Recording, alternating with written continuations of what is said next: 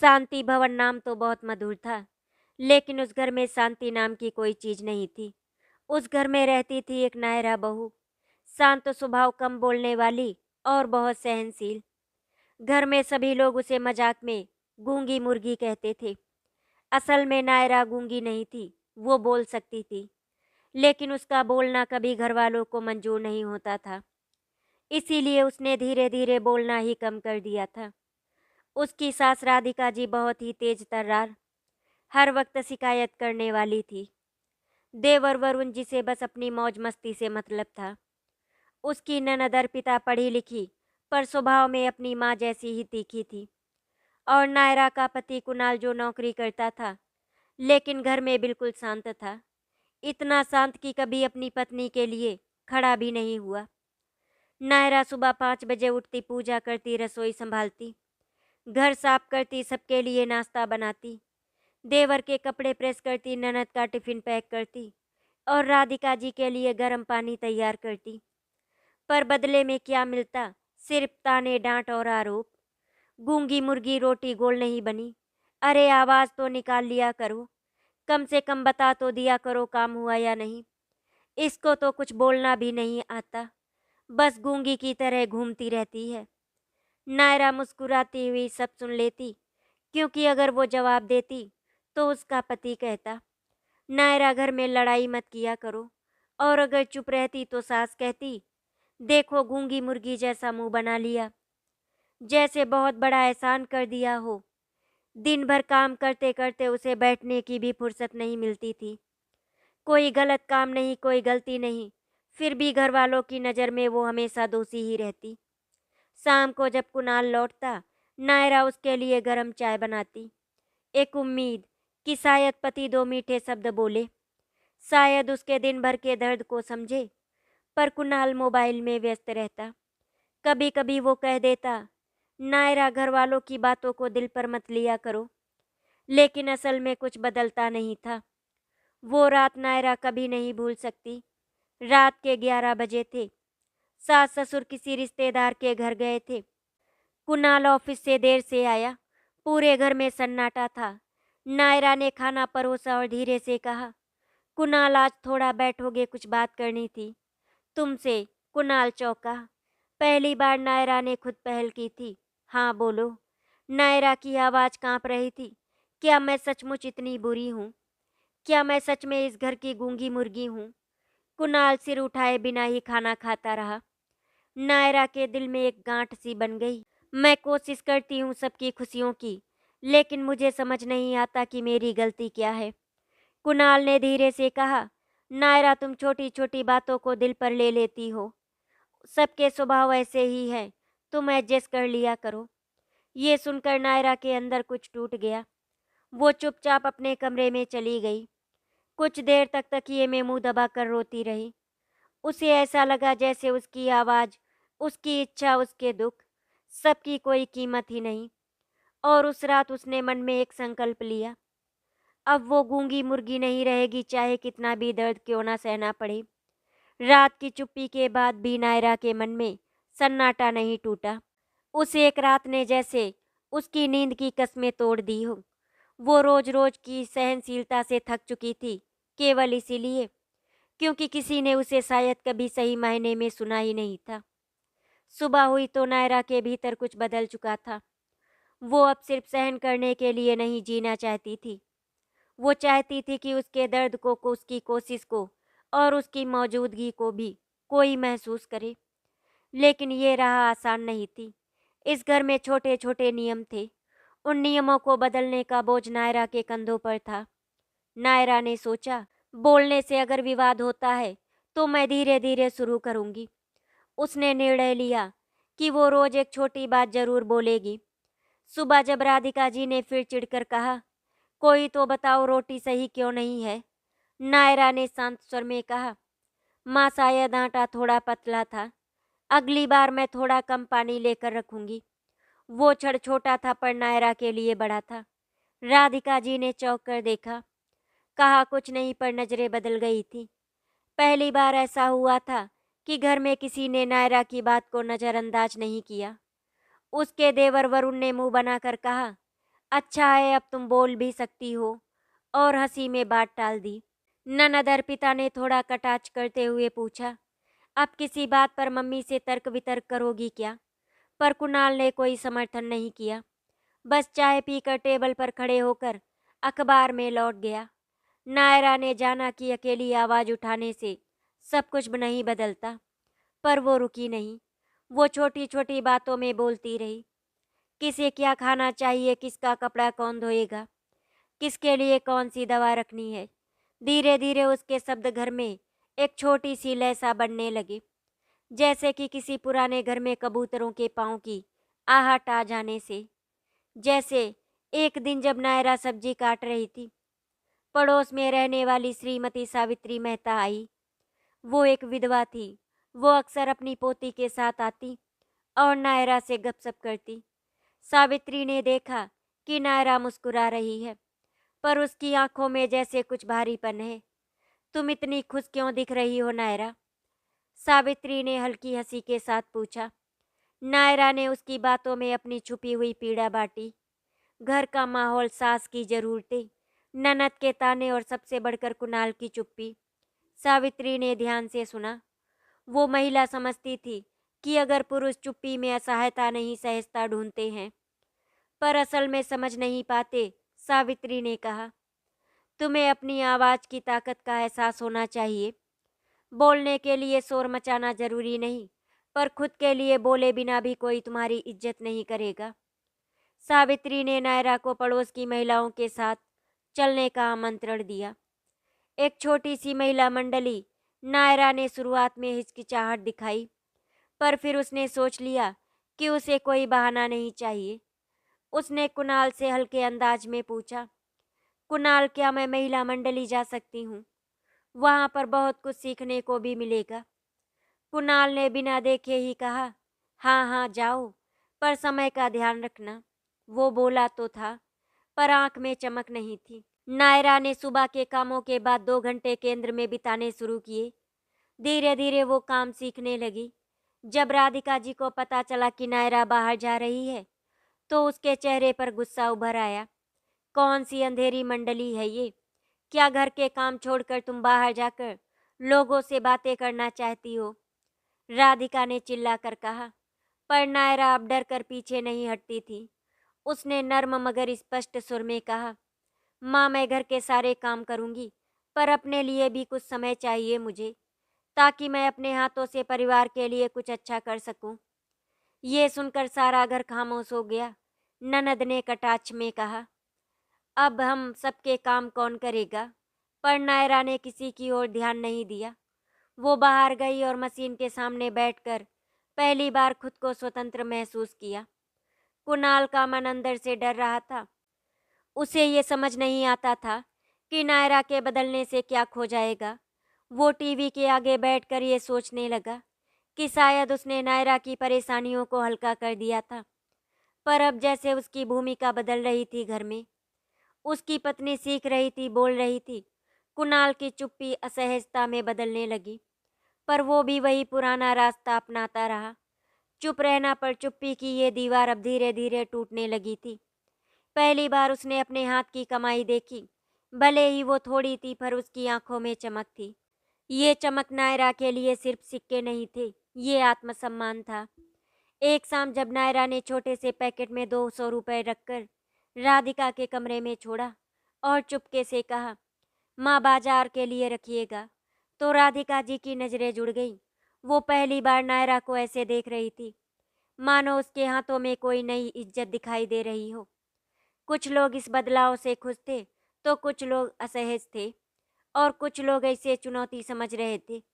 नायरा की जिंदगी में आए इस छोटे से बदलाव को देखने के लिए शायद दुनिया के पास समय ना हो, लेकिन शांति भवन के हर कोने में उसकी आवाज़, उसकी हिम्मत और उसके कदमों की आहट महसूस होने लगी थी।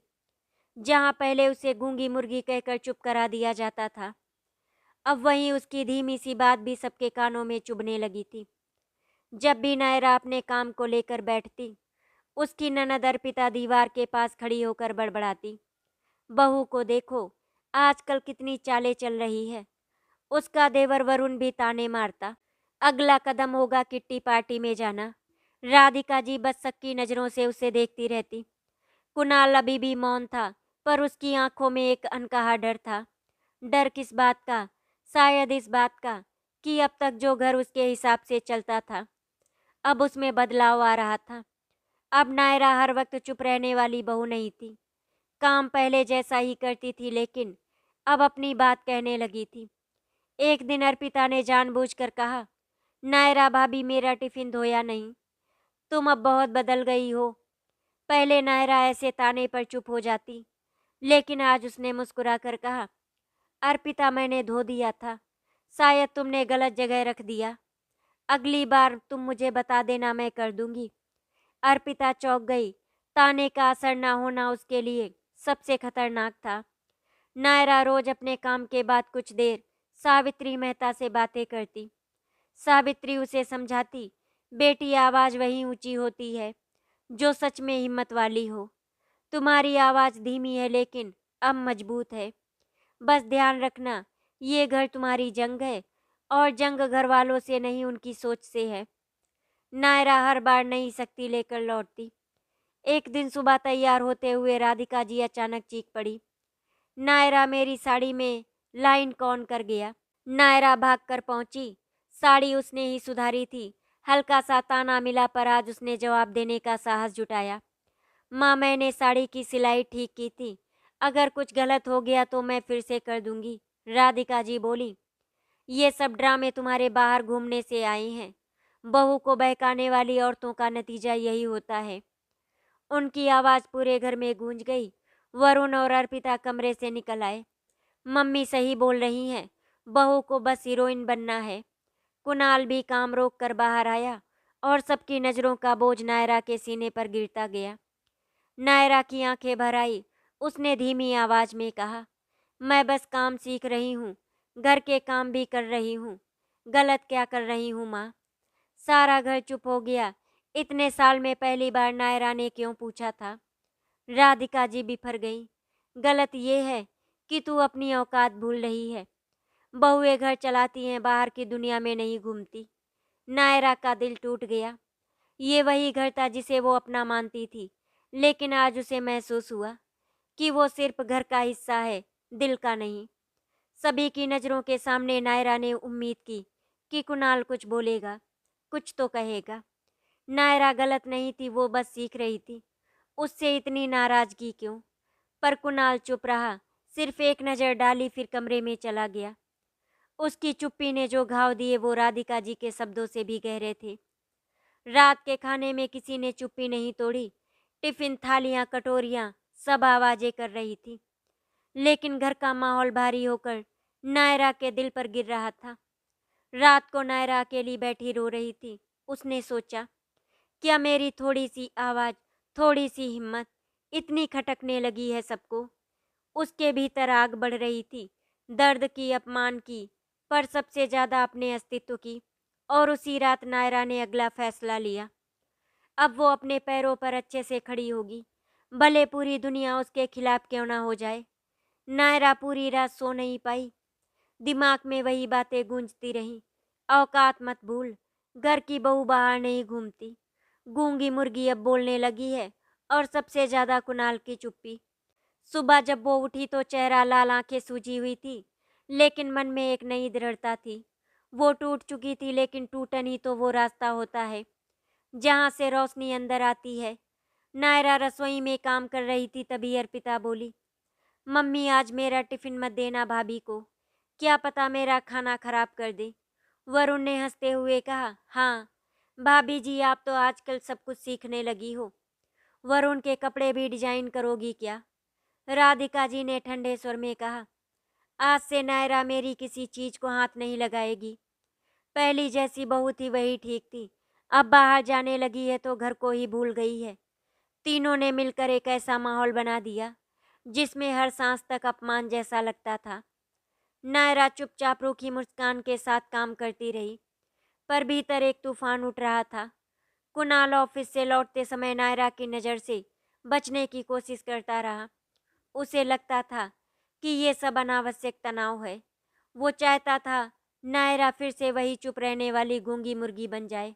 पर नायरा अब वही नहीं थी। उस दिन रात के खाने पर कुणाल बोला, नायरा अगर तुम्हारे बाहर जाने से घर में इतनी दिक्कत हो रही है तो तुम कुछ दिनों के लिए मत जाओ। नायरा ने पहली बार बिना झिझक कहा, अगर मैं खुद को थोड़ा अच्छा बनाने के लिए बाहर जाती हूँ तो इसमें दिक्कत क्या है? मैं घर का हर काम करती हूँ, फिर भी आप सबको परेशानी क्यों? कुणाल जवाब नहीं दे पाया क्योंकि वो भी अंदर से जानता था कि नायरा गलत नहीं है, लेकिन वो अपने परिवार के सामने खड़े होने की हिम्मत नहीं जुटा पा रहा था। अगली दोपहर जब नायरा अपने काम पर गई तो उसके चेहरे पर थकान साफ झलक रही थी। सावित्री मेहता ने देखते ही पूछा, क्या हुआ बेटी? नायरा के टूटे शब्दों ने सब बताया, घर का माहौल, ताने, पति की चुप्पी, सब कुछ। सावित्री ने उसका हाथ थाम कर कहा, बेटी एक औरत जब बदलती है तो घर को सबसे ज्यादा दर्द होता है, क्योंकि घर ने उसे आदत बना लिया होता है। लेकिन याद रखना, आदत बदलती और सम्मान कमाया जाता है, और जिस दिन तुम वो सम्मान कमा लोगी उस दिन कोई भी तुम्हें गूंगी मुर्गी कहने की हिम्मत नहीं करेगा। ये सुन नायरा की आंखें भर आई। नायरा के लिए सावित्री का ये उपहार सिर्फ पापड़ बनाने की मशीन नहीं थी, बल्कि एक विश्वास था कि वो कुछ बन सकती है। नायरा वो मशीन लेकर घर आई। वरुण और अर्पिता ने उसका मजाक बनाया, वाह भाई अब घर में ही फैक्ट्री खुलेगी। लेकिन नायरा इस बार चुप नहीं रही। उसने धीरे से जवाब दिया, फैक्ट्री नहीं, मेहनत खुलेगी। राधिका जी गुस्से से भर उठी, मैंने अपनी जिंदगी में ऐसी बहू नहीं देखी। हमारी इज्जत मिट्टी में मिलाने में लगी है। नायरा ने सम्मानपूर्वक कहा, माँ मैं इज्जत बनाना चाहती हूँ, अपनी भी और इस घर की भी। ये सुनकर राधिका जी जवाब खो बैठी। कुणाल उस दिन नायरा को लंबे समय तक देखता रहा। उसके चेहरे पर दृढ़ता, आंखों में साहस और व्यवहार में संतुलन था। उसे पहली बार महसूस हुआ कि उसकी पत्नी बदली नहीं, जागी है। लेकिन जागी हुई पत्नी हर पुरुष को सहज नहीं लगती। कुणाल उलझन में था, मगर विरोध भी नहीं कर पा रहा था। शाम को मोहल्ले की एक महिला, रेखा दीदी, नायरा के पास आई। बहन मेरे लिए कुछ तीखे पापड़ बना दोगी? तुम अपने पैसे ले लेना। नायरा मुस्कुराई, हाँ दीदी क्यों नहीं। लेकिन जैसे ही उसने काम शुरू किया, अर्पिता कमरे में आई और ताना मारकर बोली, वाह अब हमारा घर दुकान भी बन गया। अब हमारा घर दुकान भी बन गया। मम्मी देखिए, भाभी ग्राहकों को घर बुला रही हैं। राधिका जी भी आ गई और बोली, नायरा ये घर दुकान नहीं है, तुम कहीं और जाकर अपना धंधा करो। नायरा ने आंख उठाई और पहली बार उसके स्वर में थरथराहट नहीं थी। माँ मैं धंधा नहीं कर रही, मेहनत कर रही हूँ। कमाई अपने लिए नहीं, इस घर के लिए होगी। पूरा घर स्तब्ध हो गया। ये वो दिन था जब नायरा ने खुद को गूंगी मुर्गी नहीं, एक उड़ने वाली चिड़िया बनने का पहला कदम दिया। नायरा के भीतर अब डर नहीं, साहस था। धीमा, शांत, लेकिन पहाड़ को भी हिला देने वाला साहस। कभी रेखा दीदी तो कभी शांता काकी। हर ऑर्डर जैसे उसकी टूटी हुई आत्मा को जोड़ रहा था। एक शाम जब रेखा दीदी ने 80 रुपए उसके हाथ पर रखे, नायरा उन्हें देखकर मुस्कुरा पड़ी। 80 रुपए भले ही कम थे, पर उसके लिए ये पूरी दुनिया के बराबर थे। उसने ये पैसे चुपके से भगवान के सामने रख दिए और धीरे से कहा, मेरी मेहनत को रास्ता दिखाना। कुणाल ने उसे पहली बार मुस्कुराते हुए देखा। उसने कुछ नहीं कहा, पर दिल में एक नरमी उतरने लगी। पर हर जीत के साथ घर की जलन और ताने भी बढ़ते गए। अर्पिता बोली, अरे वाह भाभी तो अब चिल्लर कमाने लगी हैं। वरुण मुस्कुराकर बोला, हमको भी सिखाना भाभी, हम भी आपकी दुकान में नौकर बन जाएंगे। राधिका जी के ताने तो जैसे रोज नए रूप लेते, लोग क्या कहेंगे। शांति भवन की बहू चिल्लर कमाती है, पर नायरा चुप नहीं रहती थी। उसने सम्मान से कहा, माँ चिल्लर नहीं, मेहनत है, और मेहनत कभी छोटी नहीं होती। राधिका जी कुछ जवाब नहीं दे पाई, पर उसके मन में ईर्ष्या का शोला और भड़क उठा। कुणाल अब नायरा में एक नई चमक देखता था। वो समझ रहा था कि उसकी पत्नी घर की जिम्मेदारी वैसी ही निभाती है, बस अपने लिए थोड़ा वक्त चाहती है तो गलत क्या है। एक रात उसने धीरे से कहा, नायरा अगर कभी थक जाओ तो मुझे बताना। नायरा को ये सुनकर अजीब लगा। पहली बार कुणाल ने उसकी थकान को समझने की कोशिश की थी। उसकी आंखें भर आई। कुछ ही दिनों में मोहल्ले की कई महिलाएं पापड़ के ऑर्डर देने लगी। नायरा के पास रोज का काम बढ़ गया। सावित्री मेहता ने कहा, बेटा अब तू छोटे मोटे ऑर्डर नहीं बड़े ऑर्डर भी ले सकती है, तेरे हाथों में तो जादू है। ये सुन नायरा की हिम्मत बढ़ गई। वो शाम तक काम करती, फिर घर का सारा काम निपटाती। धीरे धीरे 80 रुपए से बढ़कर उसकी दिन की कमाई 200 से 250 तक पहुंचने लगी। पर जितनी तेज उसकी तरक्की होती, उतनी ही घर में जलन बढ़ती। अर्पिता भीतर ही भीतर जल रही थी कि उसकी भाभी क्यों चमक रही हैं। एक शाम उसने नायरा से कहा, भाभी मैं आपकी मशीन से कुछ पापड़ बना लूं? कल मेरा होम साइंस का प्रैक्टिकल है। नायरा ने हंसकर कहा, हाँ क्यों नहीं, ध्यान से करना। लेकिन अर्पिता का इरादा नेक नहीं था। उसने जानबूझकर अपनी भाभी की पापड़ बनाने वाली मशीन को ऑन करके छोड़ दिया। मशीन बहुत ज़्यादा देर तक चली थी, जिसकी वजह से शॉर्ट सर्किट हो गया। फिर थोड़ी देर बाद अर्पिता चीखी, भाभी आपकी मशीन तो जल गई, अब क्या होगा? पूरा घर भाग कर आया। राधिका जी ने तुरंत चिल्लाना शुरू किया, देखा मैंने कहा था ना, ये बाहर जाके घर में अपशगुन ला रही है। वरुण बोला, घर को दुकान बनाओगी तो यही होगा। अर्पिता ने झूठ बोलते हुए कहा, भाभी ने मुझे बोला था कि मशीन चालू कर देना, मैं क्या करूं? नायरा निशब्द रह गई। वो मशीन जो उसकी उम्मीद थी, उसकी सबसे बड़ी ताकत, जली हुई पड़ी थी। उसकी आंखों में आंसू भर आए। वो मशीन कोई सामान नहीं थी, एक माँ के विश्वास का तोहफा थी, और आज वो राख हो गई थी। नायरा घुटनों के बल बैठकर रोने लगी। पूरा घर देख रहा था, पर किसी की आंख नहीं पिघली। सिर्फ कुणाल खड़ा था दूर, लेकिन उसका दिल तड़प रहा था। वो जानता था कि गलती नायरा की नहीं है, पर वो बोल नहीं पाया। नायरा अपने कमरे में जाकर चुपचाप बैठ गई। उसके आंसू थम नहीं रहे थे। उसने सोचा, क्या मेरी मेहनत से घर को इतनी तकलीफ होती है? क्या मेरी उड़ान से किसी की इज्जत कम होती है? क्या मैं सच में गूंगी मुर्गी ही रहने के लिए पैदा हुई हूँ? लेकिन उसी रोने में एक नई दृढ़ता जन्म ले रही थी। नायरा अब टूट कर बिखरने वाली नहीं, टूट कर और मजबूत होने वाली थी। उसने आंसू पोंछे और मन में कहा, वे मेरी एक मशीन तोड़ सकते हैं, पर मेरी कोशिश नहीं। मशीन जलने वाली घटना के बाद शांति भवन में सब अपनी अपनी जिंदगी में लौट गए, लेकिन नायरा के भीतर एक ऐसी खामोशी थी जिसे कोई सुन नहीं सकता, पर महसूस हर कोई कर रहा था। वो खामोशी डर की नहीं थी, निर्णय की थी। अगली सुबह हमेशा की तरह 5 बजे उठकर नायरा ने पूजा की। आंखों में नींद से ज्यादा दर्द था, लेकिन हाथों में कांपने से ज्यादा दृढ़ता। उसने भगवान से सिर्फ एक बात कही, मेरी हिम्मत को आशीर्वाद देना। आज मुझे सब कुछ बदलना है। घर वालों का व्यंग चलता रहा। रसोई में घुसते ही अर्पिता ने ताना मारा, भाभी आज मशीन चलेगी नहीं क्या? अब पापड़ क्या राख से बना दोगी? वरुण हंस पड़ा, अरे बहन, भाभी अब फिर गूंगी बन जाएंगी, क्योंकि बोलने से भी काम जल जाते हैं। राधिका जी ने कड़वे स्वर में कहा, बहू मैंने कहा था ना, बहुएं बाहर निकलेंगी तो घर बिगड़ेगा। नायरा चुप रही, कुछ नहीं बोली। पहली बार उसकी चुप्पी डर की नहीं, जवाब की तैयारी में थी। जब कुणाल ने नाश्ता मांगा, नायरा ने पहले की तरह थाली आगे रखी, पर आज उसकी आंखों में एक शांत दृढ़ता थी। कुणाल ने धीरे से कहा, नायरा मशीन के साथ जो हुआ उसका मुझे अफसोस है। नायरा ने उसकी ओर देखकर कहा, अफसोस से मशीन नहीं आती, और ना ही सम्मान। इस शब्दों ने कुणाल को अंदर तक हिला दिया। वो पहली बार समझ पाया कि नायरा के टूटे दिल पर मरहम उसकी चुप्पी से ही नहीं, उसके साथ खड़े होने से लगेगा।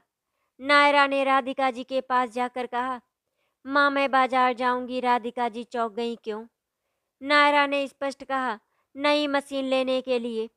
राधिका जी गुस्से में बोली, अब तुम्हें 1 रुपया भी नहीं देंगे। नायरा ने शांत स्वर में कहा, मुझे किसी से पैसे नहीं चाहिए, मैं अपनी बचत से खरीदूंगी। पूरे घर में सन्नाटा छा गया। अर्पिता ने मजाक उड़ाया, अरे वाह, अपनी कमाई से जली हुई मशीन से कितनी बचत की थी तुमने? नायरा ने पलटकर जवाब दिया, इतनी कि फिर से शुरुआत कर सकूं। ये सुनकर अर्पिता का चेहरा उतर गया।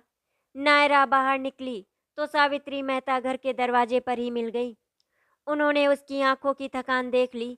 बेटी मैं सब कुछ समझ गई हूँ, तेरे साथ क्या हुआ है। चल मैं भी तेरे साथ चलती हूँ। दोनों बाजार गई।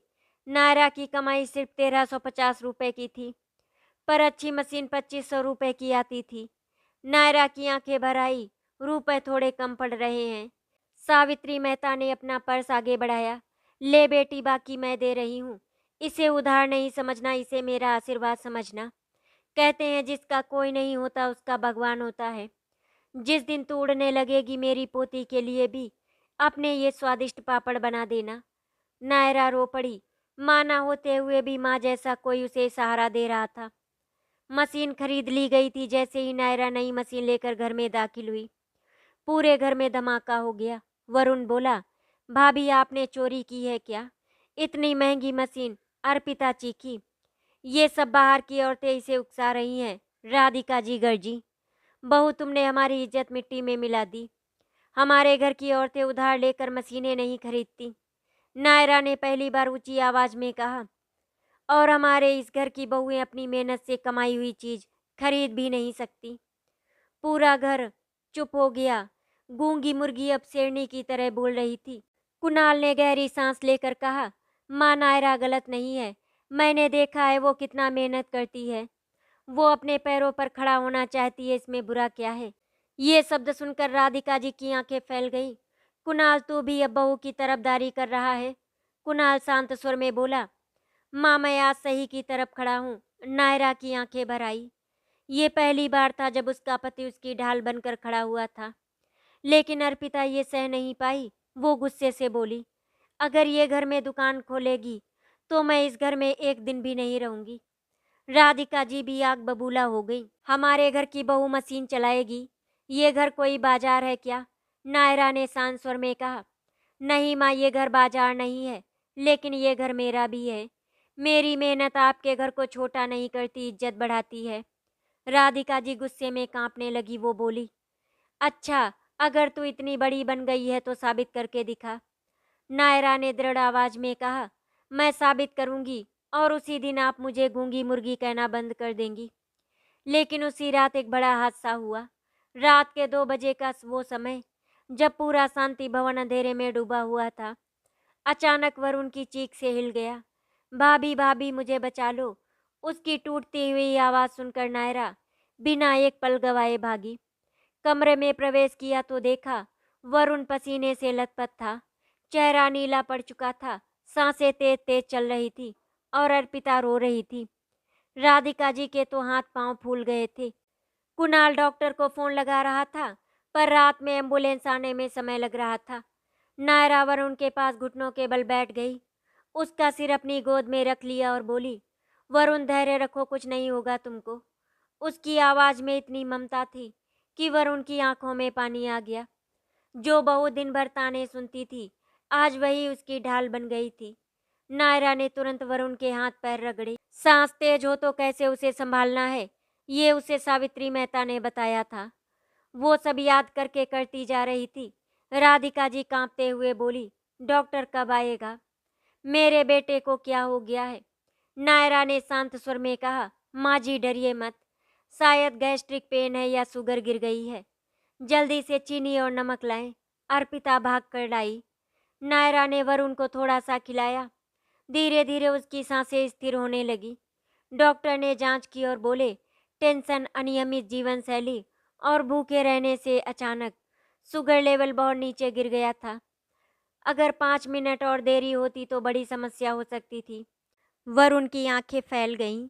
राधिका जी डर के मारे रो पड़ी। डॉक्टर ने कहा, इस बहू ने सही समय पर सही कदम उठाया। इसने आपकी जान बचाई है। कमरे में चुप्पी फैल गई और नजरें नायरा पर टिक गईं, जिसे उन्होंने कभी गूंगी मुर्गी कहा था। वरुण को जब होश आया, उसने कमजोर आवाज में कहा, भाभी मेरा सिर आपकी गोद में था। नायरा मुस्कुराई, हाँ, और हमेशा रहेगा। आखिर तुम मेरा परिवार हो। अर्पिता ये देखकर फूट फूट कर रो पड़ी। उसे याद आया कि उसी ने मशीन जलवाई थी, उसी ने झूठ बोला और वही भाभी आज उसके भाई की जान बचा रही थी। वो नायरा के पैरों में गिरकर बोली, भाभी मुझे माफ कर दो, मैंने आपको बहुत दुख दिया। नायरा ने उसे उठाया और गले लगा लिया। अर्पिता परिवार में गलती होती है, पर रिश्ते दिल से निभते हैं। अर्पिता का दिल पिघल गया। राधिका जी धीरे धीरे नायरा के पास आईं। उनके चेहरे पर अपराध बोध था। बहू, तूने मेरे बेटे को बचाया। मैंने तुझे हमेशा गलत समझा। उनकी आंखें भर आई। इतने सालों में पहली बार सास का अहंकार पिघल रहा था। नायरा ने उनके हाथ पकड़कर कहा, माँ, मैं इस घर की बहू हूँ। घर वालों को बचाना मेरा कर्तव्य है। राधिका जी दिल ही दिल में रो पड़ी। उन्हें एहसास हुआ ये लड़की गूंगी नहीं बल्कि दिल की बहुत बड़ी थी। कुणाल अस्पताल के बाहर खड़ा था। जब उसने ये सब सुना, उसका सिर शर्म से झुक गया। नायरा के पास आया और बोला, नायरा, तुम बहुत महान हो। मैं तुम्हारे साथ खड़ा नहीं हो पाया। मुझे आज समझ आया कि असली हिम्मत क्या होती है। नायरा ने बस इतना कहा, कुणाल, मुझे बस इतना चाहिए, जब मैं मजबूत बनूं तो साथ देना, और जब मैं टूटूं तो पकड़ लेना। कुणाल की आंखें भर आई। वरुण को वापस घर लाया गया। अब सब नायरा के काम की तारीफ कर रहे थे। घर में पहली बार उसके लिए सम्मान महसूस हुआ। अर्पिता उसके लिए चाय बनाने लगी। वरुण उसके पास बैठकर बोला, भाभी, मुझे माफ कर दो। राधिका जी चुपचाप उसे देखती रही। आंखों में पछतावा और सम्मान दोनों थे। कुणाल रात को बोला, नायरा, अब तुम मशीन चलाओगी और ढेर सारे पापड़ बनाओगी। मैं और मेरा पूरा घर तुम्हारे साथ है। नायरा के भीतर खुशी और दर्द दोनों से गठरी बनी। उसने सोचा, क्या ये बदलाव सच्चा है या सिर्फ एक हादसे की वजह से? पर फिलहाल उसे एक उम्मीद दिखी थी, और उसी उम्मीद के साथ अगली सुबह उसने फिर मशीन चलाई। लेकिन उसे नहीं पता था कि उसकी जिंदगी में सबसे बड़ा इम्तिहान अभी बाकी है। वरुण की जान बचाने वाली वो रात, शांति भवन की जिम्मेदारियां, रिश्ते और सोच, सब कुछ बदलने की शुरुआत थी। पर असली बदलाव अभी बाकी था। असली सम्मान अभी कमाया जाना था। और नायरा जानती थी, सम्मान किसी हादसे की वजह से नहीं, मेहनत से मिलता है। अब हर सुबह नायरा अपनी मशीन के साथ बैठती। जहां पहले वो डरती थी कि घर वाले क्या कहेंगे, अब वो आत्मविश्वास के साथ काम करती। काम अब और भी ज़्यादा मिलने लगा था। लोग कहते, नायरा बहू के हाथों में तो जादू है। मशीन की आवाज़ अब शांति भवन की पहचान बन गई थी। एक शाम सावित्री मेहता ने कहा, बेटी, अब मैं चाहती हूँ कि तू अपना नाम बनाए। नायरा ने हैरानी से पूछा, माँ, कैसे? सावित्री मुस्कुराई। घर के बाहर सीढ़ी के पास एक बोर्ड लगाना, नायरा पापड़ केंद्र। बस दुनिया जान जाएगी कि अब इस घर में एक हुनरमंद औरत रहती है। नायरा की दिल की धड़कन तेज हो गई। अपना नाम, अपना काम, अपनी पहचान। उस रात वो सो नहीं पाई। अगली सुबह जब नायरा ने साहस जुटाकर कहा, माँ, मैं बाहर एक छोटा सा बोर्ड लगाना चाहती हूँ, राधिका जी का चेहरा तमतमा गया। बहू, तू क्या चाहती है लोग कहें? शांति भवन की बहू दुकान चलाती है। नायरा शांत स्वर में बोली, माँ, लोग ये भी कहेंगे कि शांति भवन की बहू अपने दम पर कमाती है। ये आपके नाम को छोटा नहीं करेगी और बड़ा करेगी। वरुण ने कहा, मम्मी, भाभी सच बोल रही हैं। इससे घर का नाम खराब नहीं होगा।